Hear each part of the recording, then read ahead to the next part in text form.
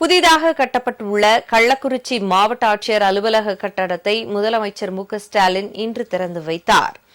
அரசு நலத்திட்ட உதவிகள் வழங்குவதற்காக இன்று கள்ளக்குறிச்சி மாவட்டத்திற்கு சென்ற முதலமைச்சருக்கு திமுகவினரும் பொதுமக்களும் உற்சாக வரவேற்பு அளித்தனர். முதலில் உளுந்தூர்பேட்டை சிப்காட் தொழிற்பூங்காவில் உள்ள உலக அளவில் காலணி உற்பத்தியில் முன்னிலை வகிக்கும் தைவான் நாட்டின் பவுசென் குழுமத்தை சேர்ந்த ஹைக்ளோரி புட்வேர் நிறுவனம் 2302 கோடி ரூபாய் முதலீட்டில் நிறுவி வரும் புதிய ஆலையின் கட்டுமான பணிகளை முதலமைச்சர் நேரில் பார்வையிட்டார்.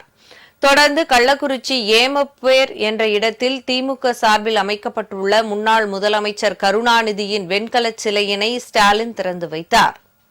பின்னர் வீரசோழபுரத்தில் 139 கோடியே 41 லட்சம் ரூபாய் மதிப்பீட்டில் கட்டி முடிக்கப்பட்டுள்ள ஒருங்கிணைந்த புதிய மாவட்ட ஆட்சியர் அலுவலக கட்டடத்தையும் முதலமைச்சர் ஸ்டாலின் திறந்து வைத்தார். பின்னர் ஆட்சியர் அறையில் அமர்ந்து பணிகளை தொடங்கிய கள்ளக்குறிச்சி மாவட்ட ஆட்சியர் MS பிரசாந்திற்கு முதலமைச்சர் வாழ்த்து தெரிவித்தார். தொடர்ந்து நடைபெறும் விழாவில் 1774 கோடி ரூபாய் மதிப்பீட்டில் முடிவுற்ற பணிகளை திறந்து வைத்த ஸ்டாலின் புதிய திட்டப் பணிகளுக்கு அடிக்கல் நாட்டி பொதுமக்களுக்கு நலத்திட்ட உதவிகளையும் வழங்கினார்.